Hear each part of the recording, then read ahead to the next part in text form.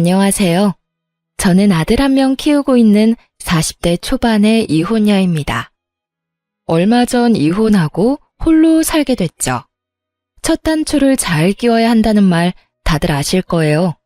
저는 그 첫 단추를 잘못 끼우는 바람에 결국에는 이렇게 이혼을 하게 됐네요. 결혼 전 저는 고졸의 공장 생산직에서 일하고 있었어요. 남편과 만나게 된 건 30 초반이었죠. 그 당시에는 저도 이런 지긋지긋한 곳에서 벗어나서 제 가게 차려보려고 악착같이 일했어요. 그렇게 돈만 벌며 살던 저와 인연을 맺은 남편은 당시 중소기업에 다니던 평범한 회사원이었어요. 그런데 만난 지 1년도 안 되어 결혼에 대해 진지하게 생각할 수밖에 없는 일이 벌어졌습니다. 바로 소중한 새 생명이 제 뱃속에 자라나고 있었던 거죠. 남편은 당장 결혼하기를 원했고 저도 곧 결혼을 할 수 있을 거라 생각했어요. 그런데 인사를 갔던 날 제 기대는 와장창 무너졌습니다. 나는 너 며느리로 인정 못해. 공순이 주제에 감히 누구한테 들러붙으려고 해? 여보, 들을 것도 없어요. 애 빌미로 아들 꼬시려는 꽃뱀이라고요. 그러니까 이야기 듣고 자시고 할 것도 없어요. 썩 나가지 못해? 시모의 행동에 놀란 사람은 저뿐만이 아니었습니다. 남편과 시아버지조차도 깜짝 놀란 거죠. 이렇게 사람을 내쫓을 만큼 나쁜 사람이 아니라고 하더군요. 평소 하는 행동을 보면 말이죠. 평상시에는 교양 있고 봉사도 하며 착하게 사는 사람처럼 보였지만 실제로는 학력과 집안을 엄청 따지는 사람이었더라고요. 어머니, 갑자기 왜 이러세요? 이야기라도 들어보고 말하셔야죠. 이렇게 다짜고짜 내쫓으면 어떡합니까? 말이라도 들어보세요. 그래 여보, 이 아가씨가 도대체 뭘 잘못했다고 이렇게 난리야? 우리 애도 이미 늦은 결혼이고 빨리 애 가져서 들어오면 좋지. 왜 이렇게 유난이야? 시부는 늦은 결혼을 하는 아들이 손주까지 데려왔다는 사실에 그저 즐거워만 하셨어요. 내심 노총각으로 늙어서 손주 하나 못 보는 거 아닌가 하는 걱정을 많이 하셨던 것 같아요. 그렇지만 시모는 눈 하나 깜짝하지 않고 저를 천하의 나쁜 꽃뱀으로 몰아갔어요. 임신을 해서 결혼을 한다는 것 자체가 얼마나 교양 없는 짓이에요. 분명히 우리 아들 돈 보고 임신 노렸을 거예요. 그런 애를 어떻게 받아줘? 임신이 저 혼자 하고 싶다고 되는 건 아니잖아요. 예정에 없긴 했지만 그래도 둘 사이에 애정이 있기 때문에 전혀 문제 없다고 생각했는데 시모가 걸림돌이 될 줄 몰랐죠. 그런 시모를 보고 시부도 놀랐는지 제게 그러더군요. 아이고 미안하네 아가씨. 오늘은 일단 갔다가 다음에 다시 와야겠어. 이 사람이 지금 이야기할 상황이 아니네. 너도 어서 가. 그렇게 첫인사에서 저는 굉장히 불쾌한 상황을 마주할 수밖에 없었어요. 그런데 그 뒤에 더 열받는 일이 있었어요. 시모가 남편 몰래 저를 불러내더라고요. 인사를 갔다 오고 일주일도 안 된 주말이었어요. 약속 장소에 나갔더니 정말 드라마처럼 돈봉투를 턱하니 내밀더군요. 저는 어이가 없어서 시모 얼굴만 쳐다봤죠. 설마 아니겠지 하고 말이죠. 아가씨, 돈이 목적이면 내가 그 돈 줄 테니까 제발 우리 아들이랑 좀 헤어져줘. 응? 아니 생각해봐. 우리가 얼마나 애지중지 키운 아들인데 너같이 공장에서 일하는 여자랑 결혼을 시킨다는 게 말이 돼? 내가 넉넉하게 넣었어. 맨입으로 하라는 거 아니다. 몸조리 하려면 이래저래 돈 많이 필요할 테니까 어서 이 돈 받아. 죄송하지만 저는 헤어질 생각 없어요. 뱃속에 애가 아빠 없이 자라는 것만은 막아야 한다고 생각하고 있고요. 그 사람이 다행스럽게도 저와 뱃속의 아이를 책임져 주겠다고 했으니 저도 남편과 함께할 생각이에요. 제가 하는 말이 정답은 아니었는지 시모의 표정이 일그러지기 시작하더군요. 뱃속에? 그 애가 우리 손주라는 증거가 어디 있어? 나는 아가씨 뱃속에서 나온 애를 내 손주라고 받아들일 수가 없어. 누구 씨를 뱃속에 품고 와서 이러는지 몰라도 이제 여기서 그만두라고. 고졸의 공순이에, 아휴, 내가 말로 열거하자면 끝이 없으니까 여기서 접어. 세상에 많고 많은 여자 중에 왜 너같이 아무것도 없는 여자가 감히 우리 아들을 넘봐? 시모는 그렇게 이야기하고 돈도 놔두고 바로 떠나가 버렸어요. 저는 그 돈 봉투를 보며 어떻게 할까 생각을 했죠. 남편에게 물었더니 남편은 난감해하며 도와줄 방법을 못 찾더라고요. 하긴 시모의 극성맞은 모습을 보고 나서 움츠러든 남편도 이해는 갔어요. 하지만 이런 상황에서는 당연히 저와 아이를 더 중요하게 생각해줘야 하는 거 아닌가요? 곰곰이 생각하던 저는 정말 좋은 생각이 났어요. 저를 좋게 봐주던 시아버지가 떠올랐거든요. 시아버지를 만나면 일이 잘 해결될 것 같아서 그날 저녁 바로 돈 봉투를 들고 시댁으로 찾아갔어요. 시모와 시부가 함께 있는 시간을 노려서 말이죠. 네가 여기가 어디라고 와? 당장 안 나가? 어머니, 아버지한테 볼 일 있어서 온 거니까 좀 비켜주세요. 자, 들어가자. 남편이 시부를 맡아주는 바람에 별 마찰 없이 시부를 보러 갈 수 있었죠. 시부가 저를 반갑게 맞이해주더군요. 아이고, 몸도 무거울 텐데 어떻게 여기까지 왔어? 자자 앉아요. 그래, 나한테 할 이야기가 있다고? 네, 여기. 저는 시모에게 받은 돈 봉투를 그대로 시부에게 돌려줬어요. 당연히 아무것도 모르는 시부가 의아해하며 눈을 동그랗게 뜨고 물었어요. 이게 뭔가? 아무리 생각해봐도 돈 받고 헤어지는 건 뱃속의 애를 생각해서도 안 될 일인 것 같아서요. 직접 거절의 말씀 드리려고 찾아뵀어요. 솔직히 임신을 저 혼자 한 것도 아니고 남편과 함께 임신했는데 아이가 다른 사람 아이 아니냐고 말씀하시는 거 듣고 저도 너무 억울해서 많이 울었거든요. 그 상황에서 이 돈까지 받으면 그게 진짜처럼 보일까봐. 애 태어나면 바로 친자검사 할게요. 그러니까 제발 우리 애한테 아빠만은 빼앗지 말아주세요. 저는 눈물을 흘려가며 호소했습니다. 눈물을 흘릴 생각은 없었는데 말하다 보니 제 처지가 불쌍하고 열받아서 눈물이 나오더라고요. 그런데 제 이야기를 듣던 시아버지가 화가 머리끝까지 났는지 얼굴이 새빨개지더군요. 당신, 여기 와봐. 결국 시아버지가 시모를 불러들였어요. 당신 설마 돈 주고 헤어지라고 했어? 당신 제정신이야? 애들이 좋다는데 왜 당신이 나대고 난리야? 여보, 집에 사람 들이는 게 얼마나 조심해야 하는 일인지 몰라서 그래요? 아무나 들였다가 집안 풍비박산 망하기 일쑤인데 막말로 뱃속에 애가 우리 아들 애인지 아닌지 어떻게 알아요? 이 사람이 지금 당신 행동이 제일 문제인 거 몰라? 사람 아무나 들일 수 없는 건 맞는데 당신이 뭔데 맞다 아니다를 판정하는 거야? 고졸의 생산직이라는 게 그렇게 마음에 안 들어? 당신도 중졸인데 뭐가 그렇게 마음에 안 드는데? 개구리 올챙이 쪽 생각 못한다더니 귀한 식품은 며느리 될 아가씨를 왜 이렇게 핍박하는 거야? 막말로 나이 40에 장가도 못 가고 있던 우리 아들 이제 드디어 번듯하게 자기 가정 꾸릴 수 있게 됐는데 뭐가 그렇게 화가 나는데? 여보, 그런 게 아니잖아요. 옛날이랑 다르게 요즘에는 얼마나 좋은 아가씨들이 많아요. 그리고 그런 여자들 말고 이 여자가 좋다잖아, 당신 아들이. 아들이 그렇게 귀하면 아들 마음 정도는 헤아려서 행동하라고. 이 아가씨랑 찢어놨다가 당신 아들이 당신한테 실망해서 얼굴도 안 보게 되면 그건 다 당신 탓이지. 이래서는 끝이 안 나니 내가 말하지. 이 아가씨 며느리로 드릴 테니까 싫으면 당신이 나가. 알아들었어? 결국 시아버지의 강경한 말에 희비가 갈렸습니다.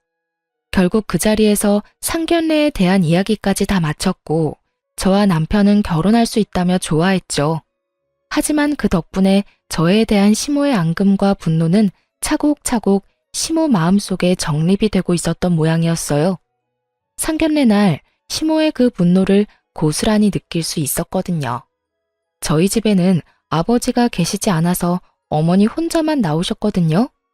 아버지는 제가 고등학교 졸업반일 때 한쪽 다리를 잃고 투병 중이다가 남편과의 결혼 이야기가 나오기 직전에 돌아가셨으니까요. 친정 어머니는 시장에서 야채를 파는 일을 하셨는데 한 번도 엄마를 부끄럽다 생각한 적이 없었어요. 여태껏 어머니 홀로 아버지 간병에 돈 벌랴 집안일 하랴 저와 남동생 돌보랴 고생하신 걸 너무 많이 봐서 저도 대학에 가지 않고 공장에 취직한 거였거든요. 대학을 가기에도 나쁘지 않은 성적이긴 했는데 장학금을 받을 정도로 잘하지는 못해서 결국은 취업을 선택했어요. 아버지가 죽고 보험금이 나오긴 했지만 밀린 병원비에 빚을 갚고 나서는 얼마 남지 않았어요. 그런데 어머니는 그걸 쓰지 않고 모아놨다고 했어요. 이거 저 결혼할 때 주겠다고요. 그만큼 마음이 곱고 여린 분이셨어요. 그래서 시모에게 나쁜 소리를 듣지는 않을까 걱정됐고요. 상견례 때 시모는 대놓고 저와 친정에 나쁜 말을 하지는 않았어요. 당연한 일이었죠. 시아버지가 두 눈을 부릅뜨고 있는데 그게 가능할 리가 없잖아요. 저희 집 사정을 듣게 된 시아버지는 10년이 넘는 시간 동안 지아비 병간호를 해온 저희 친정어머니를 보며 느끼는 게 참 많았나 봐요. 부모를 보면 자식을 볼 수 있다고 했는데 한결같은 마음으로 아버지 곁을 지킨 어머니를 보며 저도 그렇게 힘든 일이 벌어질 때도 남편을 잘 지켜줄 수 있을 거라는 생각을 하신 모양이었어요. 좋은 분위기에서 상견례가 끝나고 드디어 날을 잡자는 말까지 나왔죠. 그때 시모가 한마디 했어요. 솔직히 무슨 생각으로 딸 결혼시키는지 모르겠네요. 아니, 이렇게 힘들게 야채 장사하면서 돈 버는 분이 애 결혼시킬 돈이나 벌어놨겠냐고요. 이 사람은 모르겠지만 저는 비투성이 사돈은 필요 없네요. 솔직한 말로 이 결혼 저희 아들이 너무 아깝네요. 당신네 집안이 뭐 내세울 게 있기를 해. 딸이 학벌이 좋기를 해. 돈이 많기를 해. 여러모로 우리랑은 격이 안 맞는 집안이라고요. 그걸 알고 있으면 그만! 여기까지 와서 뭐 하는 거야? 제가 틀린 말 했어요. 힘들게 살았으면 힘들게 산 대로 분수에 맞는 사돈을 찾으라고요. 사부인께서 걱정이 많으시네요. 저는 그저 제 딸아이를 존중하는 것뿐입니다. 사부인께서도 아드님 마음을 존중해서 여기 나오셨겠죠. 두 사람이 좋다는데 옆에서 말리면 더 반발을 할 테니 한번 믿고 저들 하자는 대로 해주세요. 둘 다 성인이고 생각이 있겠죠. 척지면 척지는 대로 힘들어지는 건 늙은 우리들 아니겠습니까? 결국 시모는 친정어머니를 상대로 격이 낮아서 장가 보내는 게 마뜩잖다고 말했고 친정엄마는 시모에게 그러다가 아들한테 버림받는 건 너라고 응수한 셈이죠. 그 뒤에 시아버지의 잔소리를 들으며 시모는 결국 저희의 결혼을 허락할 수밖에 없었어요. 그렇게 저희는 행복한 결혼 생활을 시작했습니다. 정말로 처음에는 우리가 영원히 행복할 줄 알았어요. 시모라는 큰 벽이 남아 있었지만 어떻게든 잘 될 거라 생각했죠.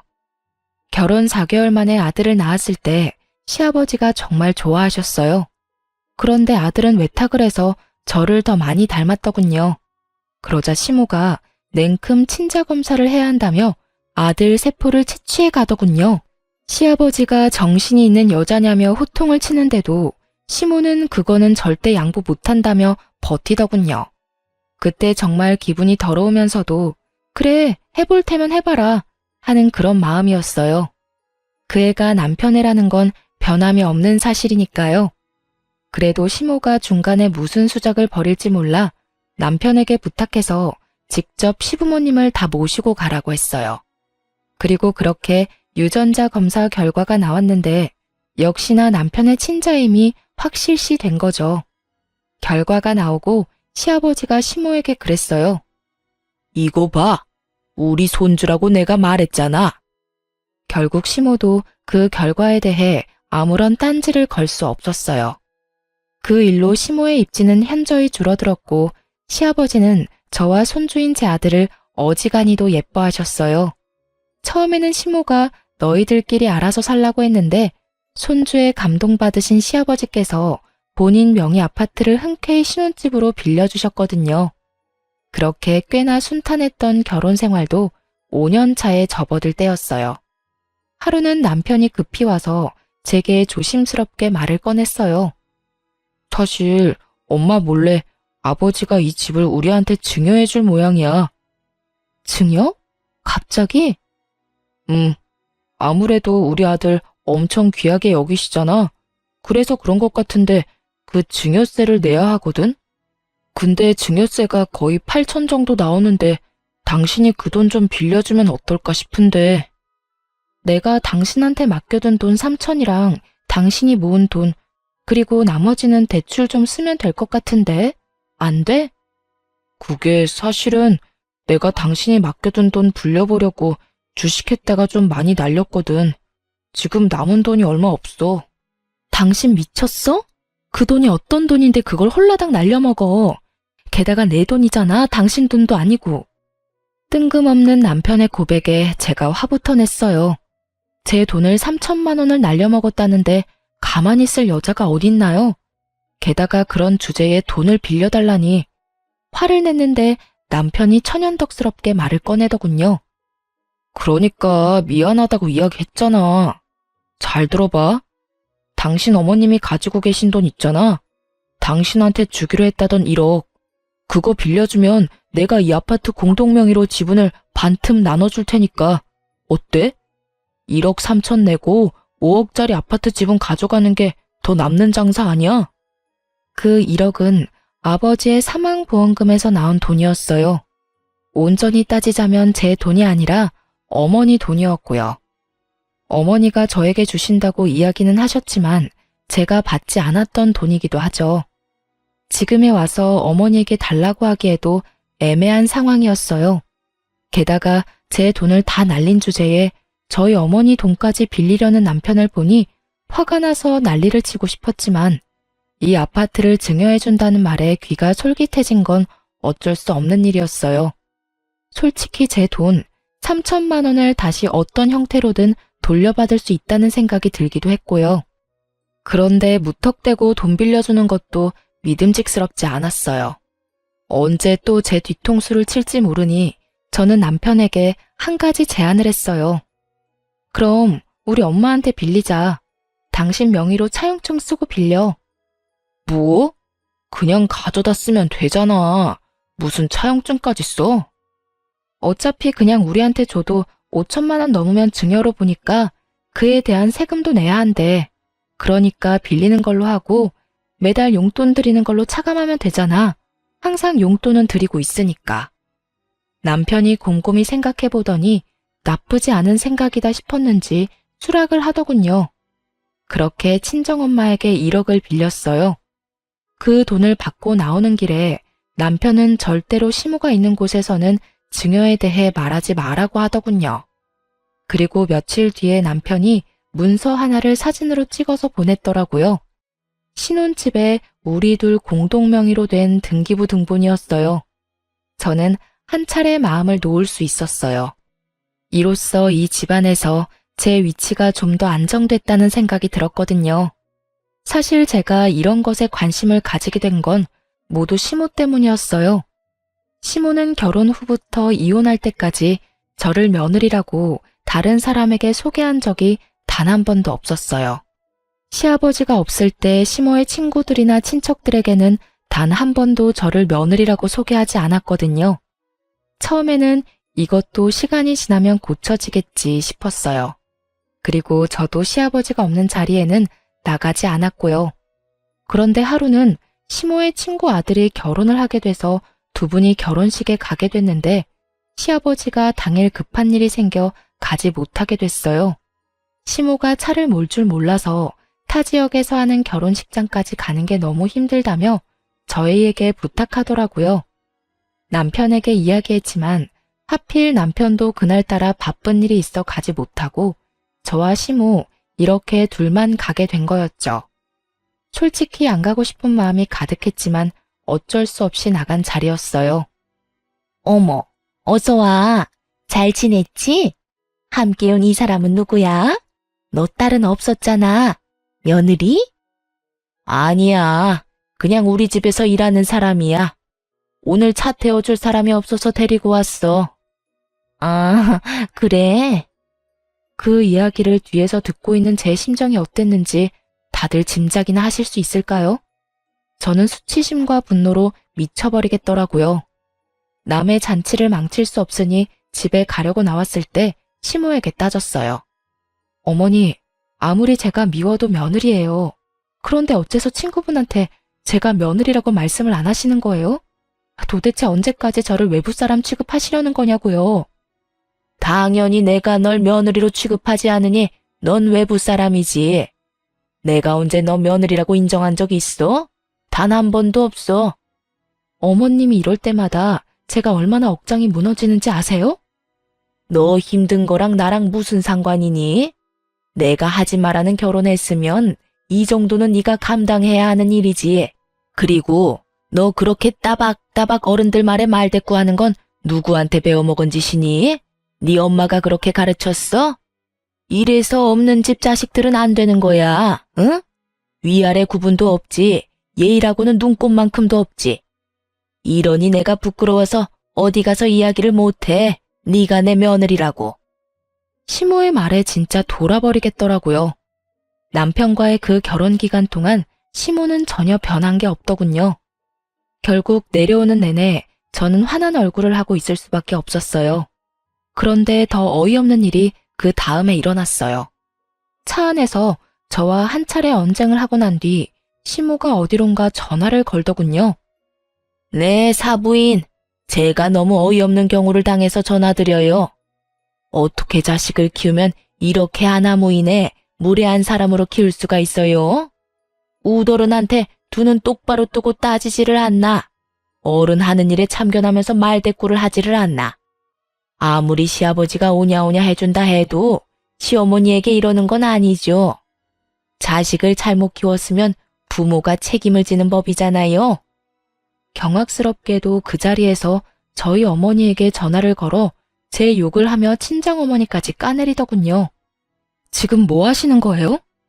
고속도로라 차는 세울 수도 없었고 눈을 뗄 수도 없어서 정말 미칠 노릇이었어요. 마지막 휴게소를 방금 지나쳐온 터라 내릴 수도 없었죠. 자식 교육 똑바로 시키세요. 내가 이래서 두 사람 결혼 반대했던 거예요. 무슨 격이 맞아야 이야기를 하던지 말던지 할 거 아니야? 아직도 내가 분이 안 풀려. 어떻게 그 좋은 여자들 다 놔두고 이런 여자를 만나서 결혼을 해? 내가 속상해서 정말 못 살아. 마지막에는 거의 저희 어머니에게 호소를 하더군요. 왜 아들이 저와 결혼을 했는지 모르겠다면서요. 부글부글 끓는 제 마음을 아는지 모르는지 시모는 도착하자마자 말할 틈도 주지 않고 차에서 내려버리더군요. 그날 저는 남편에게 따졌어요. 나 어머님 때문에 미치겠어. 당신이 어떻게 좀 해줘. 어머님이 친구분 앞에서 나를 뭐라고 불렀는지 알아? 우리 집에서 일하는 사람이래. 며느리라고 말도 안 하셔. 그래서 내가 답답해서 몇 마디 했는데 우리 엄마한테 전화해서 자식을 어떻게 키웠냐고 난리까지 피우시잖아. 나한테 이야기해도 내가 어떻게 해줄 수 있는 부분도 아니고 솔직히 두 사람 일인데 둘이서 해결하는 게 맞지 않을까? 미적지근하게 이야기하는 남편을 보며 속에서 울분이 터지고 말았죠. 내가 싫다고 한다면 어쩔 수 없어. 그런데 그렇다고 왜 죄 없는 우리 엄마까지 그런 소리를 들어야 해? 당신이 이런 식으로 미지근하니까 우리 엄마한테까지 피해가 오잖아. 아니, 나를 이렇게 쪼아댄다고 해서 뭐가 해결되는 게 아니잖아. 우리 엄마를 내가 이길 수 있는 것도 아니고. 요새 바쁜 일도 많고 승진 앞두고 있어서 바쁜데 당신한테 이런 소리까지 들어야 해? 알아서 해결할 일은 알아서 해결 좀 해. 나한테 부탁 같은 거 하지도 말고. 정말 어이없게도 남편 놈은 그렇게 말하고는 집을 나가버리더군요. 그러고는 시댁에서 자고 바로 회사로 간다고 하더군요. 미치겠더라고요. 우리 엄마를 괴롭힌 시모를 용서하기도 싫었고 저런 어이없는 소리를 한 남편도 용서하고 싶지 않았어요. 심각하게 이혼을 해야 하나 고민할 정도까지 온 거죠. 그래도 아이를 생각하니 그럴 수는 없었어요. 그래서 제 직장 탓이라는 생각을 하며 하고 있던 공부에 박차를 가했어요. 이미 2년 전부터 이직을 생각하며 공부 중이었고 1년 전 시험에서 1차를 합격하고 2차를 준비 중이었어요. 그리고 심호와 언쟁이 있고 한 달 뒤쯤에 결국 2차까지 합격해서 성공적으로 이직을 할 수 있었어요. 직장이 달라지면 심호의 행동도 바뀌지 않을까 싶었는데 바뀌는 건 없었어요. 그래도 조만간 바뀔 것이라는 믿음을 가졌어요. 그러다가 그날이 왔죠. 제 인생이 확 바뀐 날 말이에요. 그날은 제 조카의 재롱잔치가 있던 날이었어요. 남동생은 처와 일찍 사별하고 어린 조카를 혼자 키우고 있었거든요. 재롱잔치를 꽤 크게 하는 어린이집이었는데 가족들 4명까지 참석할 수 있다고 했답니다. 동생이 그날 일이 생겨 재롱잔치를 못 가니 어머니에게 부탁을 했어요. 그리고 부탁받은 어머니가 제게도 연락을 한 거죠. 그렇게 친정엄마와 저, 우리 아들까지 셋이서 조카의 재롱잔치에 참여했어요. 남편에게는 굳이 이야기하지도 않았고 이때쯤에는 남편의 잦은 야근과 출장으로 얼굴 보고 이야기할 시간도 없었고요. 그냥 조카 보러 간다고 이야기만 하고 나와서는 재롱잔치에서 열심히 동영상을 찍고 있었어요.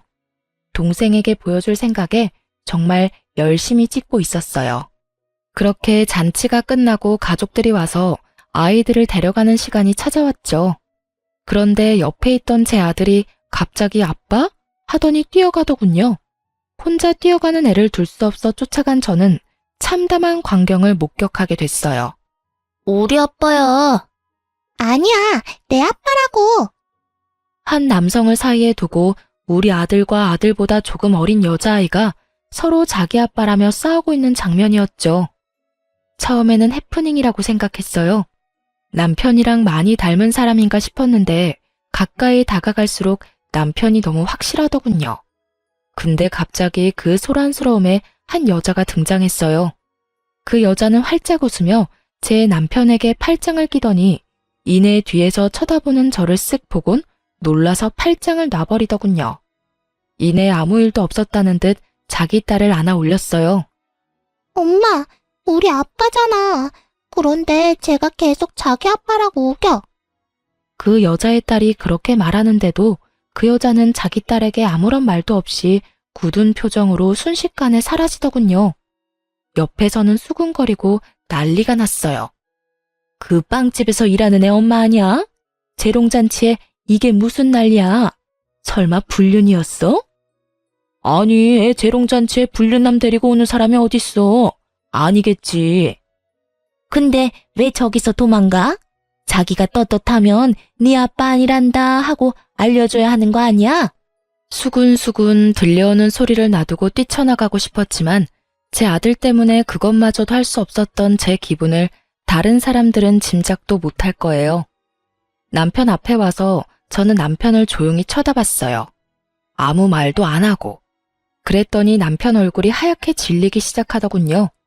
저는 아들에게 말했어요. 남편이 들을 정도로 크게. 아들, 저 사람 네 아빠 아니야. 가자. 이 자리에서 당장이라도 남편을 추궁하려고 했지만 애들이 보는 앞이잖아요. 그래서 참았어요. 초인적인 힘을 이용해서. 그리고 집에 돌아오는 길에 남편에게 연락했어요. 전화를 안 받더군요. 그래서 문자를 보내놨어요. 당장 집에 들어와서 설명하라고요. 그런데 장장 일주일을 집에 안 들어오더군요. 결국 참다 못한 저는 상간녀가 차린 빵가게로 찾아갔어요. 그때 재롱잔치 때 몇몇 사람들이 그 가게 아니냐며 말하는 곳을 외워둔 참이었거든요. 혼자서 작은 빵가게를 운영하고 있더라고요. 가게 안으로 들어가니 2~3명이 빵을 고르고 있더군요. 그리고 곧 제 얼굴을 확인한 상간녀가 저와 눈을 마주치지 않으려 아주 용을 썼어요. 그러면 뭐해요? 뇌리에 이미 상간녀 얼굴이 딱 박혀버렸는데. 저는 태연한 표정으로 빵부터 샀어요. 빵빵한 크림이 든 것들로요.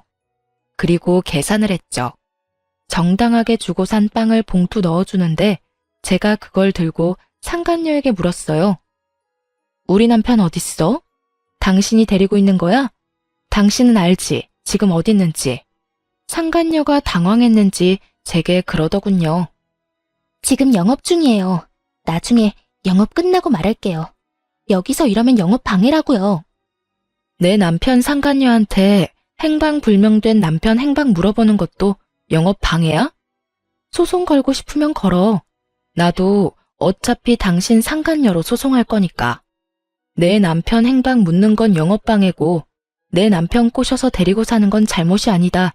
뭐 그런 생각인가 본데 세상 편하게 사시네? 바퀴벌레처럼 구석에서 조용히 딴 살림 차린 두 연놈들이 자기들 구미에 맞게 아주 버러지 같은 짓만 골라서 해? 그 사람이 당신 말고 저를 선택한 건 잘못이 아니죠. 저희가 사랑하는데 당신이 걸림돌인 거지. 사랑하고 싶으면 이혼을 하고 했어야지. 유부남이랑 사랑하는 게 잘못이라는 걸 몰라서 그딴 정신 나간 소리 짓거리는 거야? 와, 오랜만에 상상 이상의 개소리를 들으니까 정신이 혼미하네. 저는 들고 있던 빵을 가게 바닥에 툭 하고 떨어뜨렸어요. 그리고 말했죠. 남편이 지금 내 연락 다 씹어먹고 당신 집에 잠적 중인 것 같은데 이 말 꼭 전해줘요. 당장 안 오면. 그렇게 말하고 떨어뜨린 크림빵을 발로 콱 짓밟았어요. 크림이 온 사방으로 튀도록 말이죠. 이렇게 될 거라고. 상간녀가 주변 눈치를 보며 낮게 소리를 지르더군요. 걔 지금 뭐 하시는 거예요? 뭐가 잘못됐어? 내가 내 돈 주고 산 빵이잖아. 기분 더러워서 못 먹겠다는데 그게 무슨 잘못이야? 그리고 한마디 하는데 네가 나한테 한 짓이 이런 짓이야. 내 인생 이따위로 바닥에 떨어뜨려서 짓밟았잖아. 네 인생도 나랑 똑같이 바닥 쳐보면 내 기분이 어떤지 이해하겠지. 더러운 년이 만든 빵, 반품 필요 없으니까 뒷수습도 알아서 해. 그렇게 난리를 피우고 나오는데 제 뒤로 우르르 손님들이 빈손으로 나와버리더군요. 문제 있는 빵집이라 생각한 모양이었어요. 그리고 그날 저녁 저는 그렇게 보고 싶던 그놈 면상을 볼 수 있게 됐죠. 집에 갔더니 남편 놈이 무릎을 꿇고 저를 기다리고 있더군요. 우와, 상간녀 가게에서 행패 부리는 거 못 참았나 봐. 그렇게 불러도 답 없더니 거기 한번 찾아갔다고 바로 여기를 찾아와? 근데 너무 늦었다는 생각 안 들어? 내가 제일 싫어하는 게 뭔지 알아? 사고 치고 나중에 수습하려고 용서받는 거거든. 저번에도 그랬지? 내 돈 3천만 원 가져가서 주식으로 날렸을 때도. 근데 이번에는 상황이 달라. 넌 정신이 있는 놈이야? 쥐새끼처럼 여기저기 돌아다니면서 번식 활동하느라 그간 집에 소홀한 거였어? 나는 이혼하면 끝이야. 근데 내 아들이 받을 상처는 생각해 본 적 없지? 난 그게 용서가 안 돼. 차라리 나한테만 들켰다면 용서했을지도 모르지. 그런데 감히 귀한 내 새끼를 그런 곳에서 창피를 줘? 여보, 미안해. 입이 10개라도 할 말이 없어. 그치만 이혼은 제발 안 돼, 여보. 왜 이혼을 안 해? 난 못 살아. 당신 그 여자한테 돈 주고 있지? 내가 그걸 용서할 것 같아? 상간녀랑 그 혼외자까지 다 버리겠다고 하면 내가 용서해줄지도 모르지. 그렇게 할 수는 있어? 그건 그래도 친자식이고 매달 양육비로 돈도 지급해야 하고 그쪽에서 내가 친부라고 소송 걸어서 이기면 양육비는 무조건 줘야 하는 거라서. 아, 그 여자가 그런 식으로 자기 숨구멍 하나는 열어놓겠다는 생각이지? 불륜으로 바람 펴서 애를 낳아놓고 양육비는 받아가시겠다? 내가 그 꼴 보면서 살 수 있을 거라고 생각해? 정말로 여보, 인연은 끊을 수 있는데 그것만은 하게 해줘야지. 그래, 애가 뭔 잘못이겠어. 잘못은 어른이 했는데. 그러니까 네 행동에 책임져. 나랑 깔끔하게 헤어지고 그 여자랑 살아. 그년이랑 그년 딸이랑 하하호호 즐겁게. 근데 상간녀 학력은 좋니? 너희 엄마가 네 상간녀를 며느리로 인정이나 할까? 어딜 가도 며느리로 인정 안 하겠지. 불륜으로 집에 들어온 여자를 인정하겠어? 그 고고하고 교양 있는 너네 엄마가? 갑자기 엄마 이야기는 또 왜 해? 어쨌든 이혼만은 참아줘. 제발 부탁이야. 절대 이혼을 안 해주겠다는 남편을 데리고 시댁을 냅다 찾아갔어요.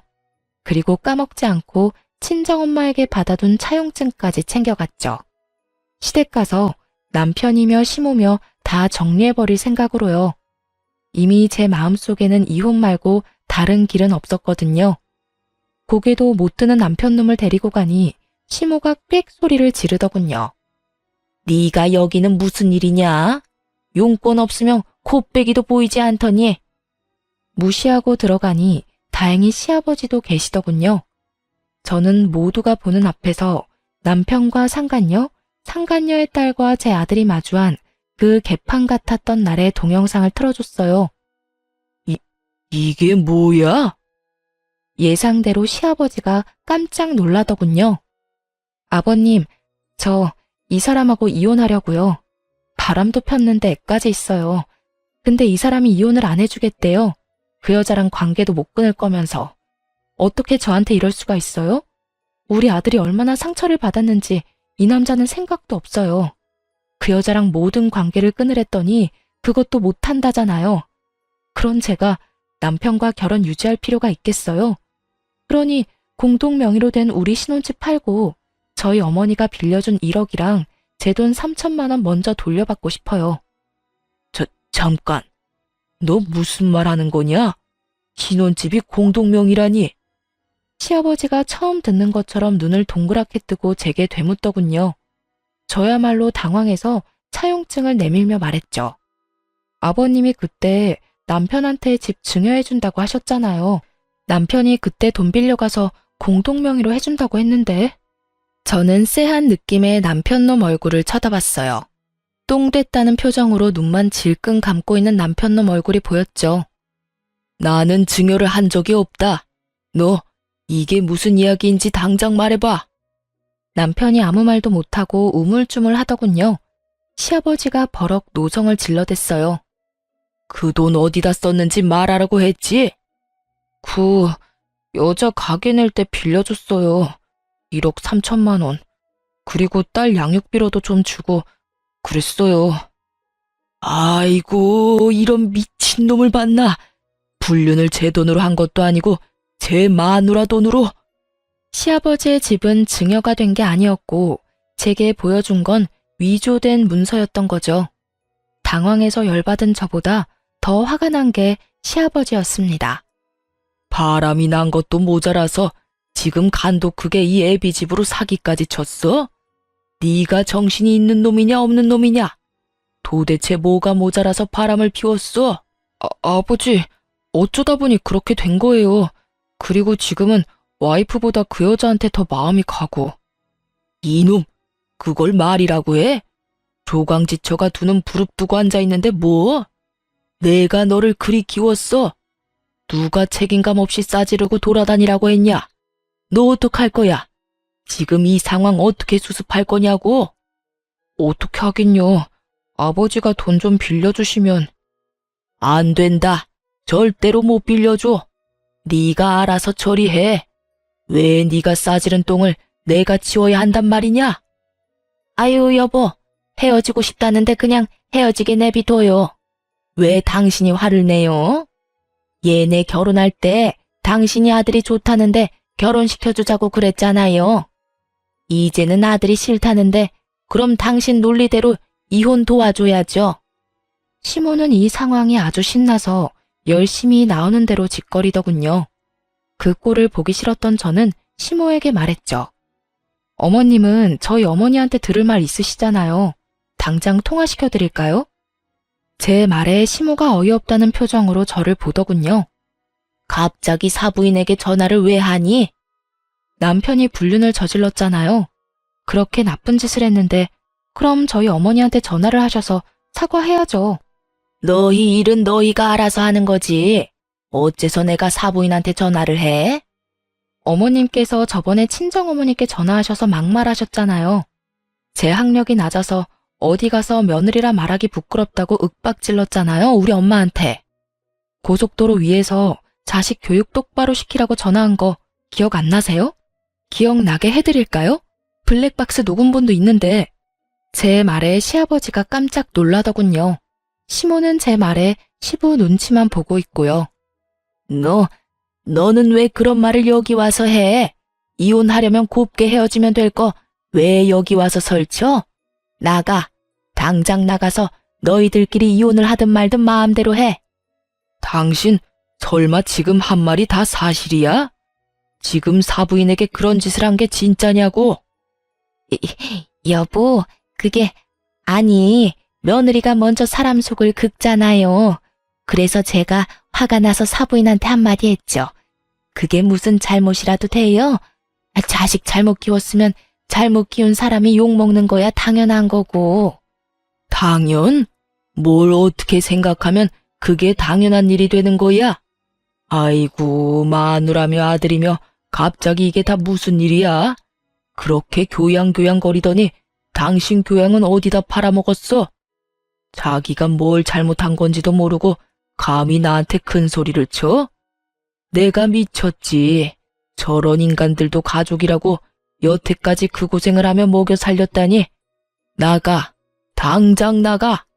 그리고 아들 너는 그 집에서도 나가. 공동명의? 증여? 네가 뭔데 마음대로 내 집을 증여했다고 사기를 쳐? 둘 다 꼴도 보기 싫으니까 이 집에 2번 다시 올 생각하지 마. 그렇게 시아버지는 시모와 남편을 쫓아냈어요. 시아버지는 저에게 이혼을 허락하며 한 가지 말해줬어요.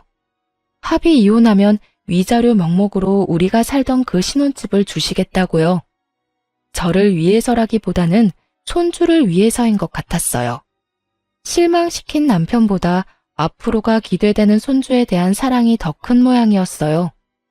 그렇게 쫓겨난 남편과 시모는 상간녀 집으로 간 모양이었어요. 시아버지가 꽤나 강경했거든요. 저는 시모 성격 생각하며 상간녀가 버틸 수는 있으려나 싶었네요. 그리고 협의 이혼을 하면서 시부가 제게 신혼집 소유권 이전을 해줬어요. 그걸 저한테 준 걸 어떻게 알았는지 남편과 시모가 시댁으로 찾아와서 따지더라고요. 그날 마침 아들과 시댁에 있었던 저도 그 사람들의 당황한 모습을 그대로 다 봤죠. 개거품 제대로 물더라고요. 아버지, 왜 그 집을 저 사람한테 줘요? 그냥 1억 3천에 위자료만 주면 끝인데. 그래요.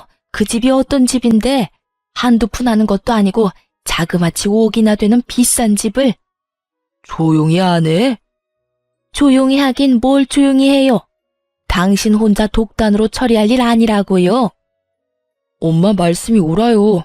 아버지, 우리가 이해할 수 있도록 설명은 하셔야 될 거 아니에요. 내가 번 돈으로 내가 산 집이야. 내가 어떻게 쓰던 내 마음이고. 그리고 너 지금 당장 1억 3천 마련할 수나 있냐? 돈도 없는 놈이 도대체 무슨 배짱으로 그 집에 대해서 이래라 저래라야? 네가 내야 할 돈 내가 내고 있는 거 안 보이냐? 네가 친 사고 수습하면서 내가 설명까지 해야 돼? 넌 눈이 없어 귀가 없어. 이렇게까지 하는 거면 알아들어야 할 거 아니야? 아버지. 그리고 당신도 집에서 분란만 일으키는 인간이 내 재산에 무슨 관심이야? 그리고 내가 그 집 준 거에는 당신이 내야 할 위자료도 있는 거 알고 있어? 며느리가 당신의 그 교양 없는 행동으로 당신한테 위자료를 청구할 수도 있다고. 그거 내가 다 감당해주고 있는데 여기 와서 큰 소리 칠 군번이냐고. 내가 내 손주랑 며느리한테 이 집 물려주는 거에 관심이 많은가 본데 관심 들 거. 그리고 이 집에 누가 들어오라고 했어? 당장 둘 다 안 나가?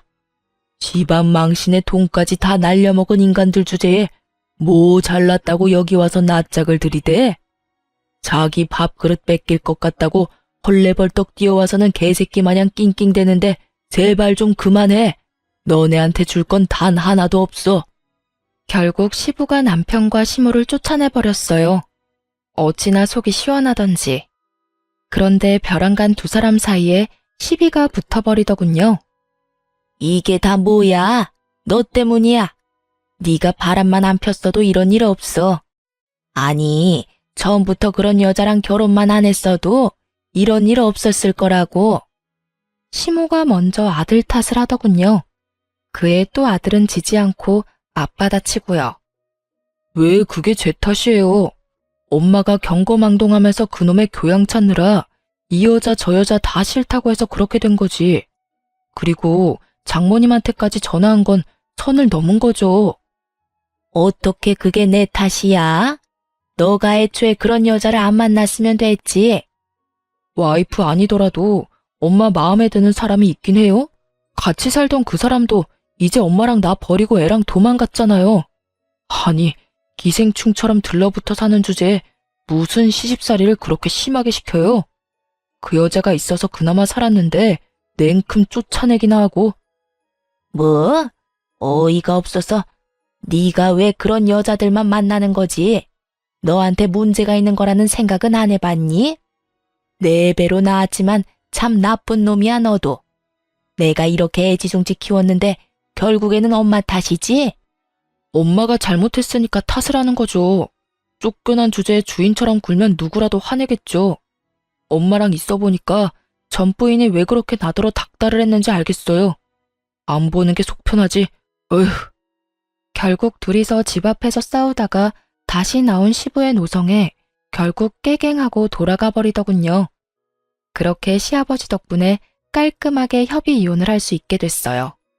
그리고 시아버지에게 감사해하며 손주와의 시간은 항상 원하시는 대로 해드리고 있어요. 앞으로는 전 남편 같은 인간 또 만날까봐 아들만 잘 키우며 살 생각입니다. 아들도 아버지의 행동에 대해 상처를 많이 받아서 이런 상황에 제가 연애나 하고 돌아다니면 더 깊은 상처를 받을까봐 각별히 조심하고 있어요. 뭐 너무 크게 되어서 남자 만날 생각도 없지만요. 쓰고 보니 참 제 인생도 파란의 연속이구나 싶긴 하네요. 그래도 사람이 살다 보면 굴곡진 인생도 사는 법이고 저만 그렇지는 않을 거라는 생각도 들어요. 저보다 더 황당한 경험을 하는 분도 계실 거고요. 저 같은 사람도 있고 어떻게든 극복했다는 걸 알려드리고 싶어서 제 이혼 사연 써봤어요. 글 읽어주셔서 감사합니다.